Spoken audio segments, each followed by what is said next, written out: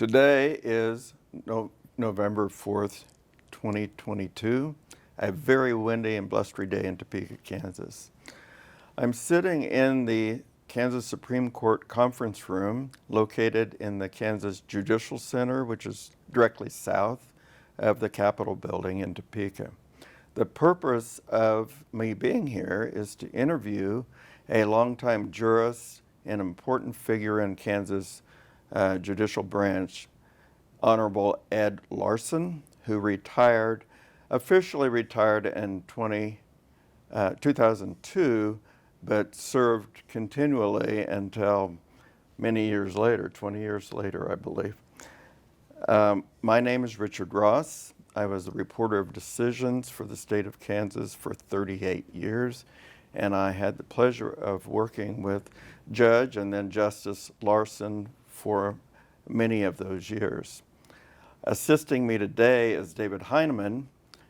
David is an attorney, he's a lobbyist, and he was once the Speaker Pro Tem of the Kansas House of Representatives, and he is also the videographer for this project.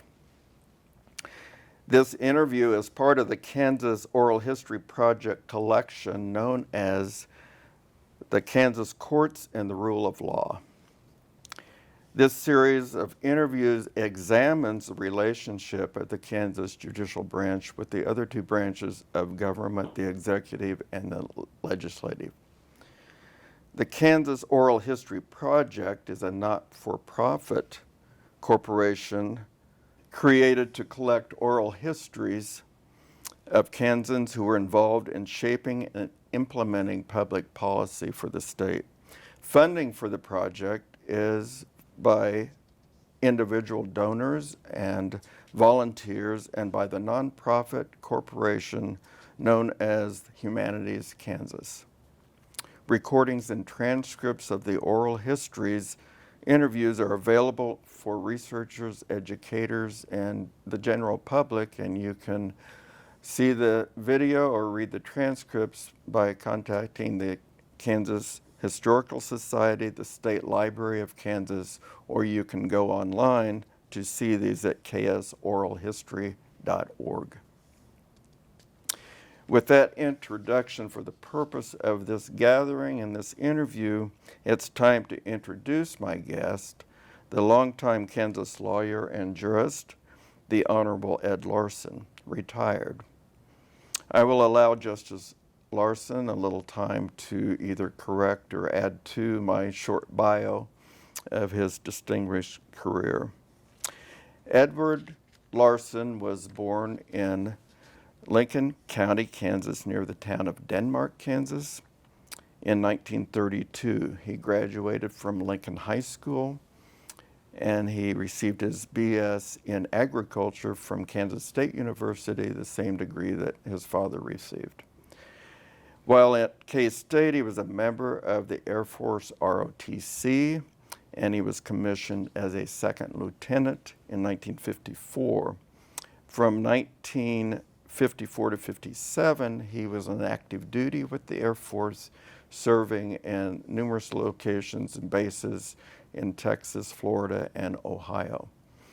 Following that stint in the Air Force, he went to KU Law School, and in 1960, he graduated from the University of Kansas School of Law, where he was a member of the Order of the Coif, and he also was the note as well as the editor-in-chief of the Kansas Law Review. After being admitted to the bar in 1960, he quickly went to Hays, Kansas, where he was an associate with the attorney Norman Jeter, and a few years after that they became partners and had a law practice called Jeter and Larson. He had a general practice of law and practiced all different kinds of law while he was at this law firm, but in 1987, in November, he became a member of the Kansas Court of Appeals, and he was sworn in Hays, Kansas, but he had his formal swearing in several months later in Topeka.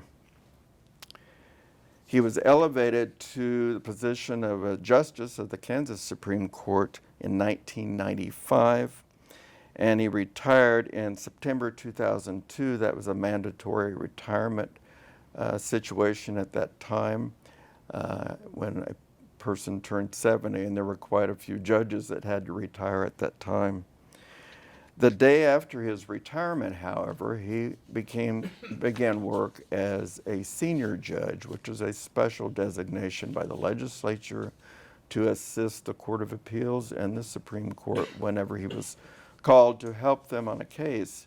And so he performed that duty for several decades. I've forgotten what year you told me you stopped being a senior judge, 2018? Around, I think formally around 2015, but I continued to work off and on for several years afterwards. So I don't think I've done anything for maybe the last 4 years.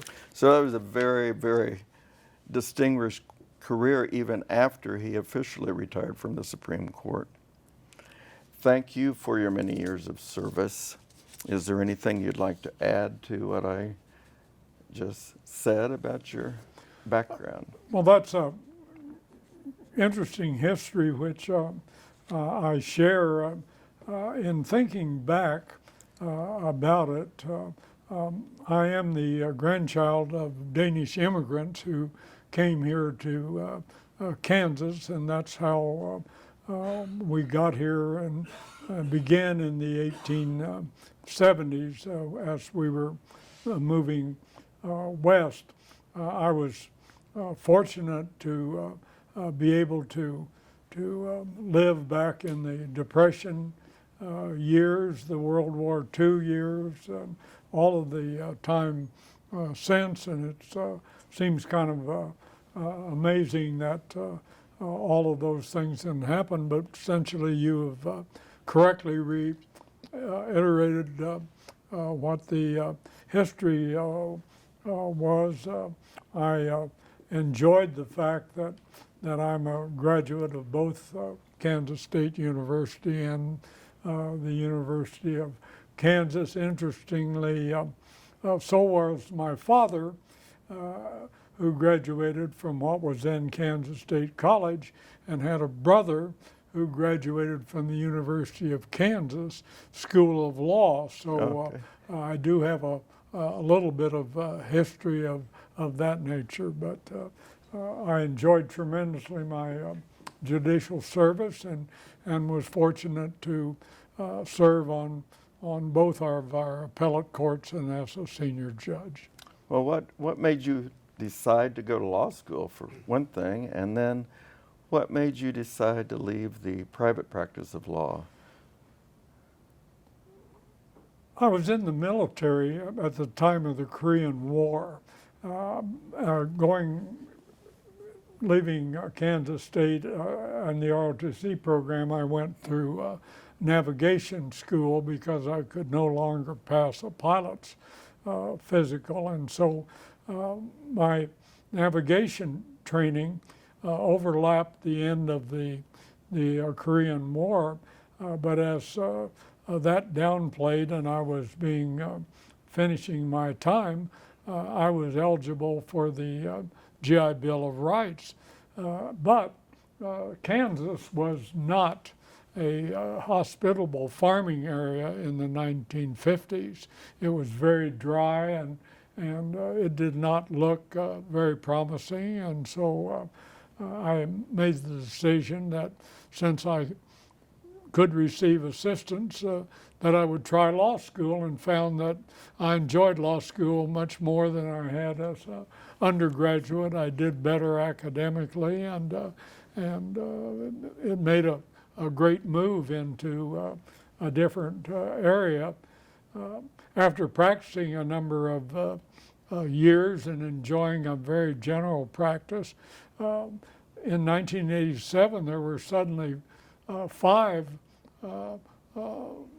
new openings on the Kansas Court of Appeals, and it seemed like it might be interesting to do something differently. I was working hard and enjoying the practice, but my children were all graduating from high school, and we were at a time where a move would not have been too difficult, and so I applied for all of the open positions on the Court of Appeals, and fortunately got one of them, and that's how I moved here.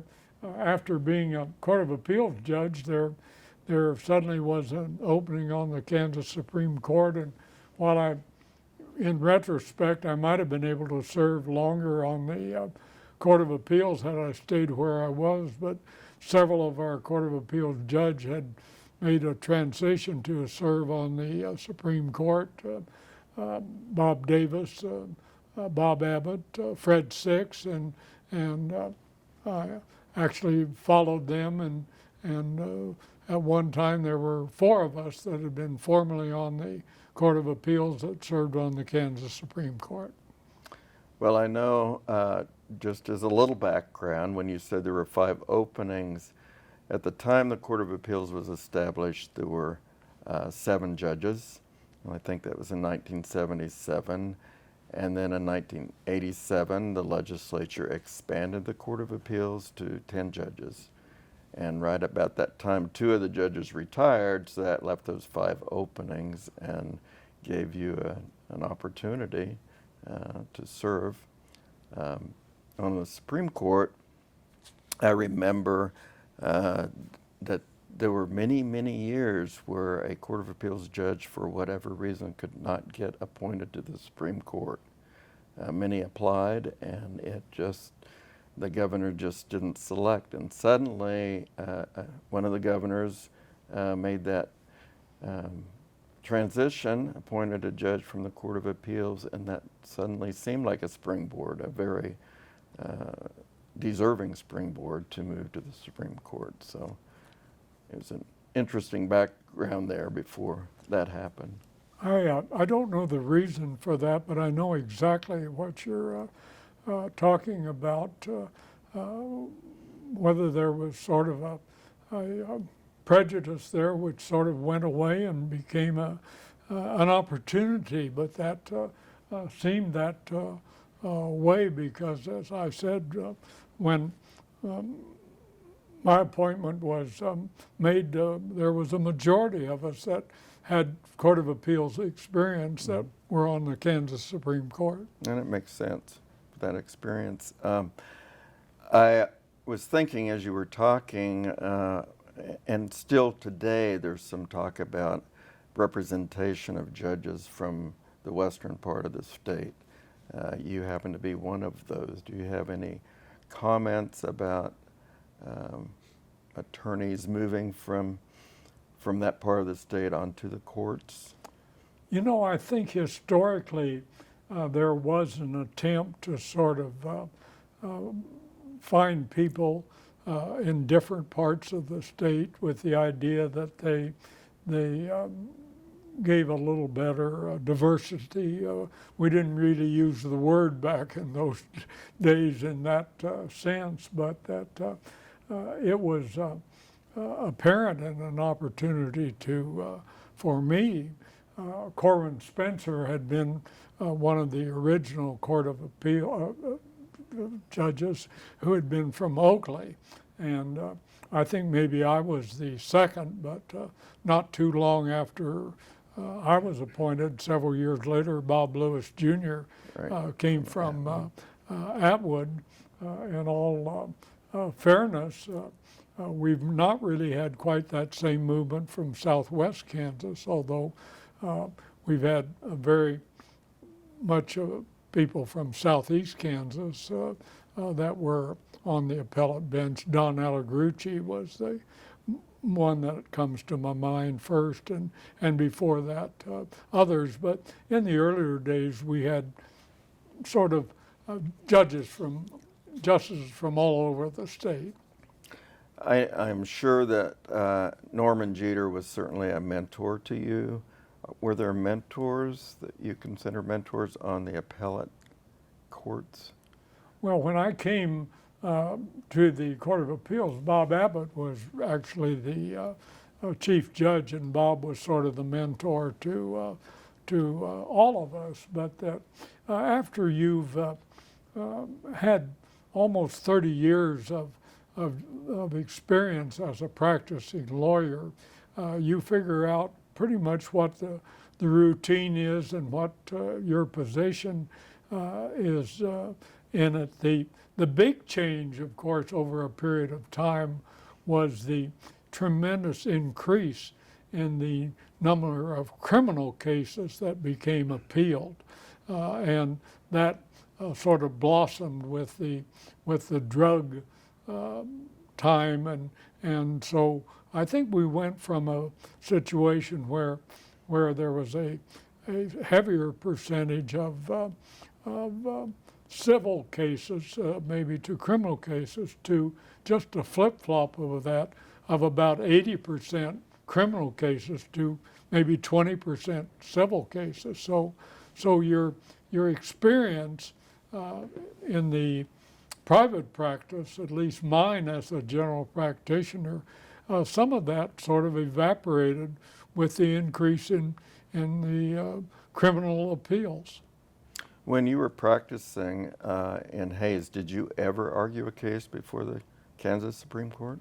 I did, and they were normally more often civil appeals, but like everybody, I had criminal cases that I had to, and I remember specifically arguing a case before the Supreme Court in the old courtroom where, among other issues I had raised on 1507, the competence of the trial counsel, and one of the justices said, "Well, Mr. Larson, it appears you were the trial counsel. Do you think it's necessary that you raise that?" And I said, "Well, Your Honor, I think I was required to raise every issue that I could possibly raise in this appeal, and it seemed to me that it was only natural that you ought to take a look at my history of the case as well."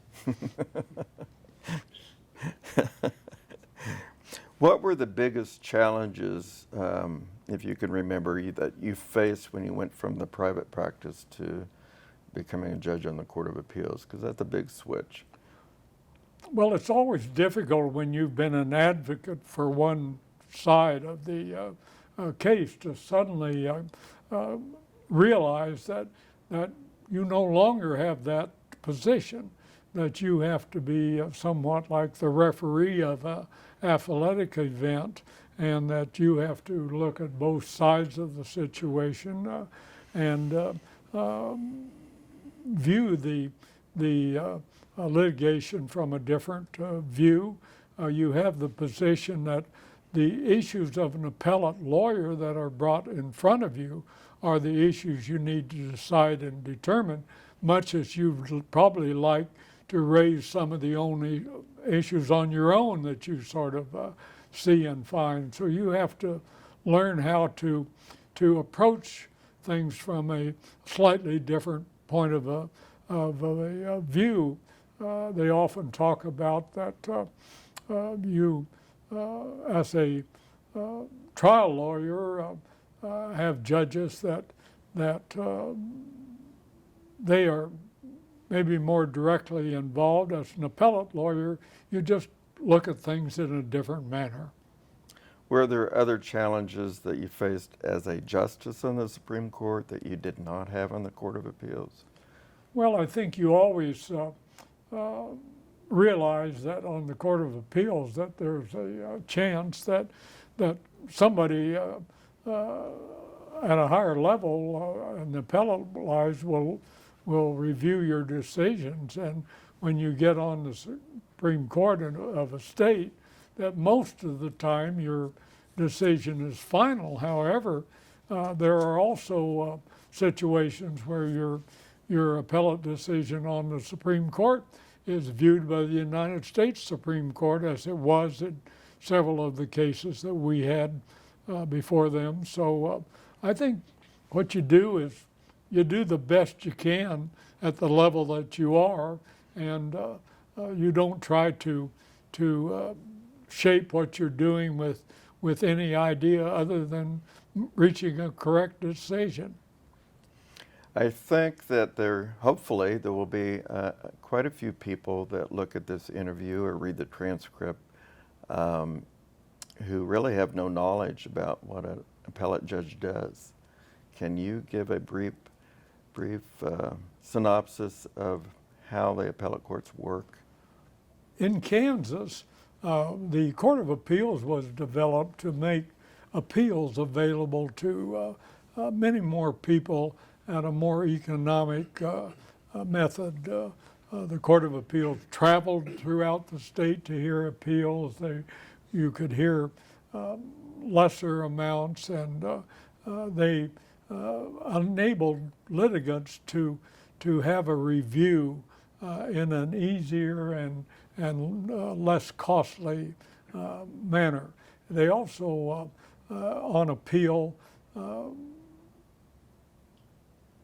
in every process, it enabled a final resolution of issues, and the number of cases that were coming up on appeal at the time the Court of Appeals was established was frankly somewhat staggering for the Kansas Supreme Court, and it enabled our justice system to serve more people in more matters in a quicker, more efficient, and better manner. And I think time has shown that that was a correct decision that was reached some in the 1970s, and the lawyers involved bring the issues up on appeals. They argue them. They're decided on appeal, and hopefully that all is a very fair process that is held in high regard by the public. And sometimes people say, well, I just wanted my views to be heard. And what we're doing at this time is essentially we're satisfying that obligation. And the Court of Appeals travels, as you mentioned, around the state in panels of 3. Supreme Court sits normally in Topeka. Occasionally they've gone to other locations in the state, but they sit as all 7 justices at one time. You think that's a good system? You know, I think the traveling situation has been proven to be an extremely good situation, and evidence of that is that in the last number of years, our Kansas Supreme Court has done some traveling as well, gone to different places. They've been to Greensburg, they've been to I think southeast Kansas. They've been to places that exist, and I can remember having courtrooms in small towns, northwest Kansas, southwest Kansas, southeast Kansas, all over with school children and big groups seeing the judicial system working. I think that's really one of the big advantages that we've had out of the establishment of the Kansas Court of Appeals.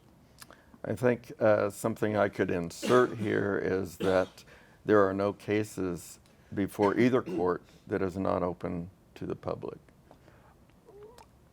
I don't remember a time when we haven't had really a substantial number of people in any procedure that I was ever a part of, whether it be in a smaller community or a larger community. We have always had an audience, which I think is very, very positive. Yes. If you can recall, and certainly during your long career, there probably are cases that that stand out to you for whatever reason. Maybe the difficulty of it, or the interest in the case or whatever. Can you talk about any of those cases that you remember? I always thought that the most important cases that we did on the appellate level, and even as I did as a private practitioner, was those involving the conditions of people, specifically juveniles, a question that many people might not think would be as much as of moment as a statewide issue to somebody whose custody, whose history, whose involvement, whose family.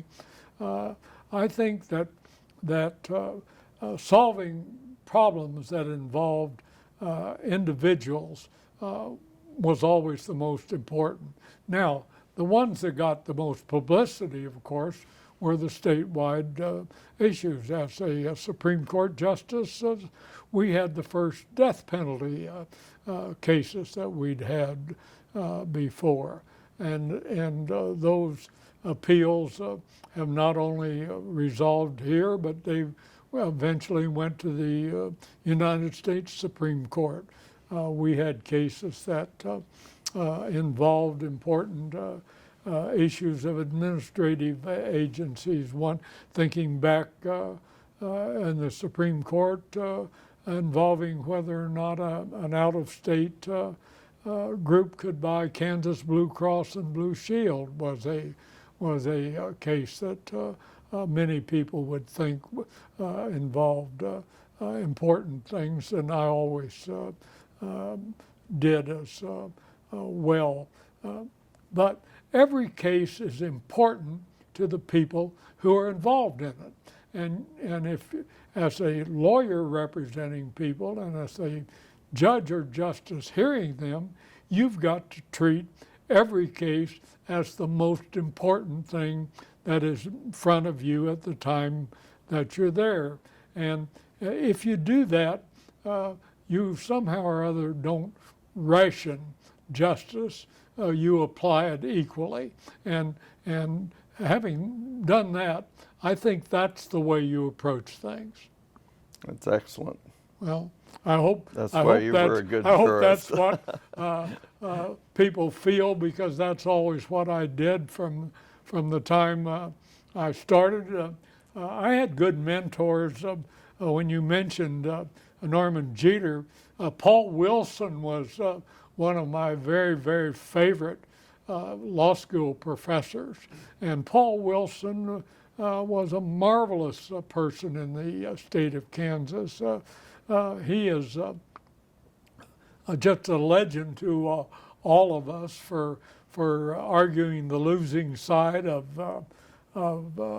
one of our Kansas most famous cases. But that Paul, Professor Wilson, was a mentor to us when we were law students. So that's mentorship is a tremendously important thing, and I was blessed to have a great mentor, and not only Mr. Jeter, many of the judges and other lawyers who you have on other sides of lawsuits, they mentor you as well if you're smart enough to learn from them as you're both representing people.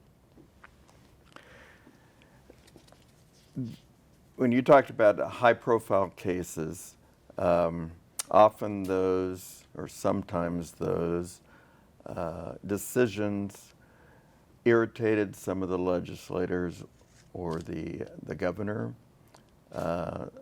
Sometimes there was political pressure, or at least it seemed like there was pressure. Did you ever feel that?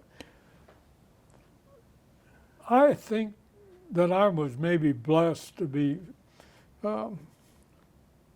comfortable enough in my skin to realize that I was in a position where I was the best person, along with others, to make a decision over something, and that outside sources had absolutely nothing to do with the result that we should reach. We resolved those matters on what statute said, on what the Constitution said, on what prior decisions have been, and I never, in all the years that I served as an appellate judge, really felt any outside pressure other than the inside obligation to get something decided correctly. Now, I always felt pressure when I was a practitioner representing somebody individually, because they were my client. I had an obligation to them to do the absolutely best that I could do, and that they had entrusted their problem to my skills, and that I think I always felt much more pressure back in those days than I did once I became an appellate judge. Mm-hmm.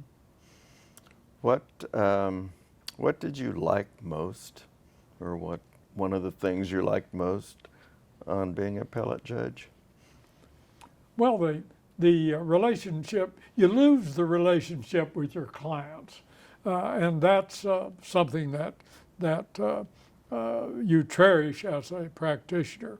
When you become an appellate judge, your relationship with the people that you serve with, the people that are your law clerks, the people that are on your panels, the individuals involved, the collegiality of serving a system and doing a job is the thing that is the most, or always was the most important thing to me. I learned to enjoy different personalities, different people, different views of things. Many of the people that you come on thinking that they have a certain view on things, you find that they're essentially trying to do the same thing you are, and that sometimes the process of conferencing cases helps you to make changes. Sometimes it helps you to think that you have to rely on a certain position, and in that case, if you're in a minority, you dissent respectfully, and you treat everybody the way you'd like to be treated. What do you think might be the biggest challenges today for the judicial branch, just going forward? Well, things have changed over time from when you first started. I think probably the judicial branch, like the country, has changed because of the polarization of political views all over America. We're much more extreme, I think, in our views, and people have a tendency to try to impose that upon the judicial systems. I think it's tremendously essential that the judicial departments all over America try to continue to view things as they have traditionally viewed them, and not be drawn into what is happening in our political world. I realize that maybe the idea of whether you elect judges or appoint judges might be a sort of a micronism of that situation, and I don't think it's a good idea to have a judicial system which has to rely on the political parts of society. I think in terms of conferences that I went to as an appellate judge, where justices and judges from other states had to essentially run political campaigns. I think that's probably a difficult situation. I think we've been blessed here in Kansas since the infamous triple play, which occurred as I was a law student actually in the 1950s, and that we've essentially appointed judges and justices, and I think that system has worked extremely well, and I realize it's under some attack at times, but that we've had essentially a 60, 70-year pretty good run with a system that's worked quite well. Well, you and I have both worked with a lot of judges, you for colleagues and I worked for the judges, but I think the quality that we have in Kansas is excellent.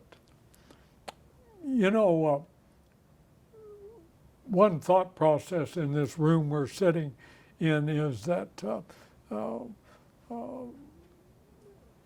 justices on the Supreme Court a long time ago served probably too long because we didn't have a retirement system. And so I think that one of the things that we've got to give the state of Kansas credit for in helping our judicial system is establishing and making judge and justices a part of a retirement system where you're able to serve hopefully honorably up until a period of time, and that you can retire with dignity and benefits and not continue to serve probably longer than you should. And I think that's been a very, very positive thing for our judicial system. If you, well, you have this chance when I ask this question, if you can think of anything about the appellate courts that you would like people to know that you don't think that they know, or how it operates, or I think I think we've done a pretty good job of informing people about our work as in the justice system, and we need to realize that extends over a very, very long situation from the lowest decision of a person becoming involved in an individual controversy to a law enforcement officer arresting somebody for a violation, up to the highest decision of our appellate court. It's a huge area that we cover of people's involvement with other people, and that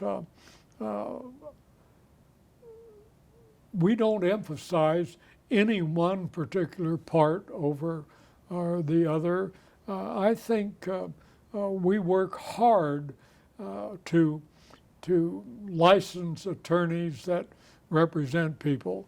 One of the things that I did that I always enjoyed was to be on the group that gave the bar exam in Kansas, and involved in hopefully that we put people out to practice law that knew what they were doing and did the right things and helped people. We do the best we can, and I think that people generally know that that they have a justice system that strives tremendously hard to give service to everybody. Now, I know on the Supreme Court, as opposed to the Court of Appeals, one of your duties has to do with administrative work. Can you describe what that entailed?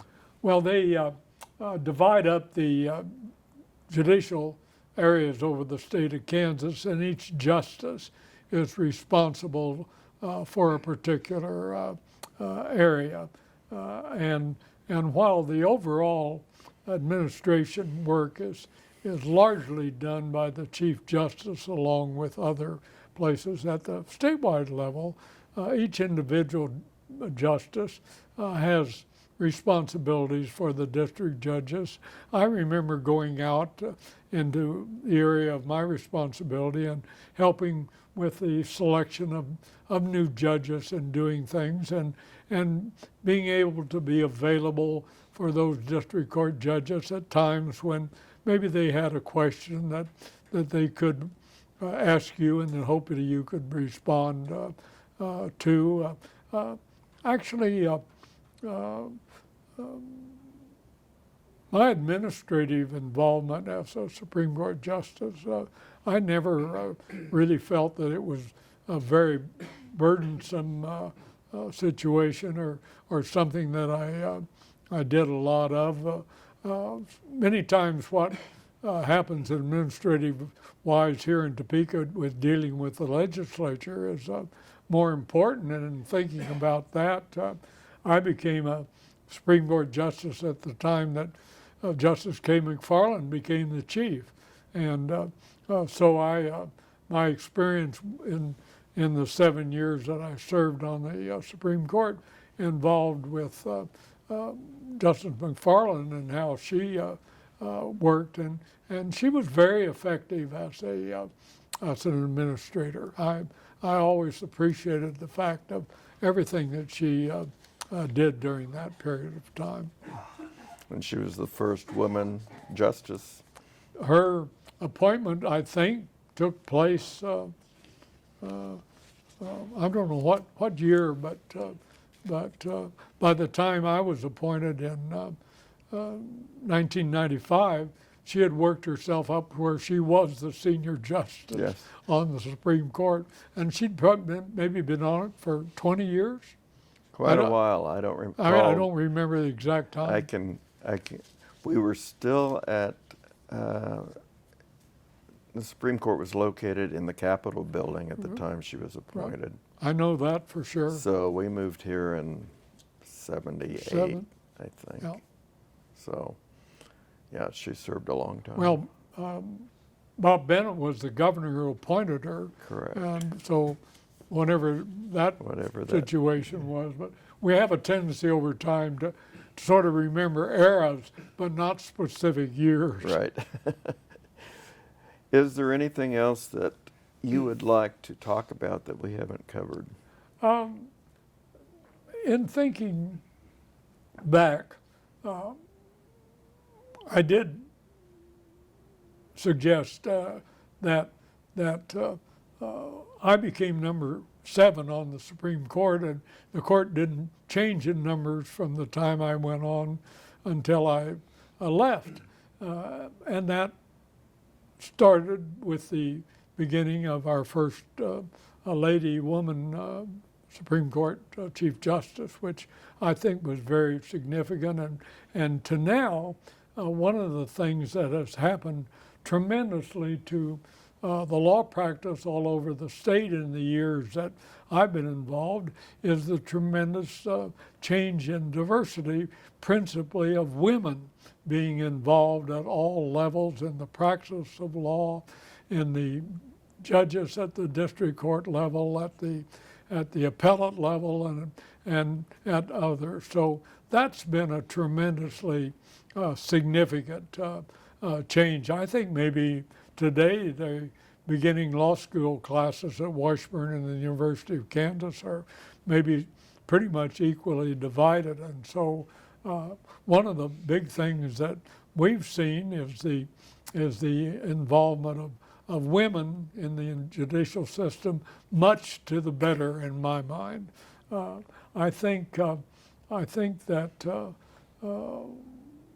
we've become much more technically involved, and the ability to handle things in the middle of a pandemic problem, and doing things electronically, even though many of us feel very electronically challenged, as I tell people I am, but that our whole system is able to function, and people have much more involvement. You can get online, you can find things, you can do things. You don't have to get in your car and drive to Topeka to have things happen. So those have been tremendous changes. Maybe finally is I began at the time when we were in a deep depression in Kansas, and so while we've had up and downs economically, we're in much better position today than we certainly were at the time I was born. Yes. Well, Justice Larson, you and I have been friends for quite some time. It's such a pleasure to have the opportunity to visit with you about your career, and I appreciate your taking the time to have this interview. It will be preserved. Anybody around the world can watch this interview and maybe glean some information about how our system works in Kansas and how significant the judicial branch is for the state of Kansas. Well, I've been very blessed in terms of my time and experience, beginning with law school and ending during these years, and that's been very significant to me, and having an opportunity to be a lawyer and be involved in all of these systems has been, along with my family, the most important part. So I'm pleased to be able to have done this, and to tell anybody looking at this that the judicial system is full of people who, in the entirety, I think, do the very, very best that they can. Well, I started to conclude this, but I thought you should have the opportunity to shout out to your family. So if you can describe your family. My wife made the transition here. My children have supported me. I've been blessed with grandchildren, and as I finish this interview, I've indicated to you that I am about to be blessed next week, I think, with my first great-grandchild. So certainly that's a big involvement, along with everything that happens to us career-wise, family-wise, are equally important. It's a pleasure to talk to you. Thank you very much. And I thank you. And I thank you.